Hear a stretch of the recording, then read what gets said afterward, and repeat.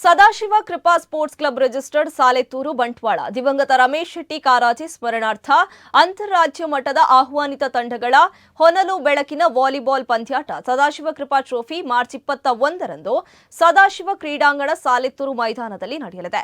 ವಿಜೇತ ತಂಡಕ್ಕೆ 20,026 ರೂಪಾಯಿ ಮತ್ತು ಸದಾಶಿವ ಕೃಪಾ ಟ್ರೋಫಿ, ದ್ವಿತೀಯ ವಿಜೇತ ತಂಡಕ್ಕೆ 15,026 ರೂಪಾಯಿ ಮತ್ತು ಸದಾಶಿವ ಕೃಪಾ ಟ್ರೋಫಿ, ತೃತೀಯ ವಿಜೇತ ತಂಡಕ್ಕೆ 10,026 ರೂಪಾಯಿ ಮತ್ತು ಸದಾಶಿವ ಕೃಪಾ ಟ್ರೋಫಿ, ಚತುರ್ಥ ವಿಜೇತ ತಂಡಕ್ಕೆ 5,026 ರೂಪಾಯಿ ಮತ್ತು ಸದಾಶಿವ ಕೃಪಾ ಟ್ರೋಫಿ ಹಾಗೂ best attacker, best receiver, passer, allrounder ಪ್ರಶಸ್ತಿ ನೀಡಿ ಗೌರವಿಸಲಾಗುತ್ತದೆ.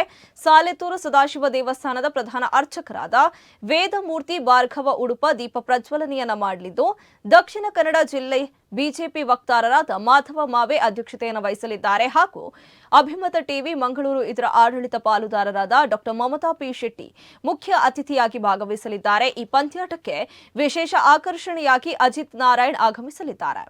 ಇನ್ನು ಈ ಪಂದ್ಯಾಟವು ಅಭಿಮತ ಟಿವಿಯ ಯೂಟ್ಯೂಬ್ ಚಾನೆಲ್ನಲ್ಲಿ ನೇರ ಪ್ರಸಾರಗೊಳ್ಳಲಿದೆ. ಹೇ ಸಾಲತೂರ್, ನಾನು ನಿಮ್ಮ ಅಜಿತ್ ನಾರಾಯಣ್. ನಾನು ಪುನಃ ಸಾಲತೂರದಲ್ಲಿ ಬರ್ತಾರೆ on 21st March. Sadashiva Krupa Sports Club proudly presents Interstate Volleyball Tournament. So I will be there. Join with us. The wonderful evening will be there. So all are welcome to join us. Sadashiva Trophy 2026.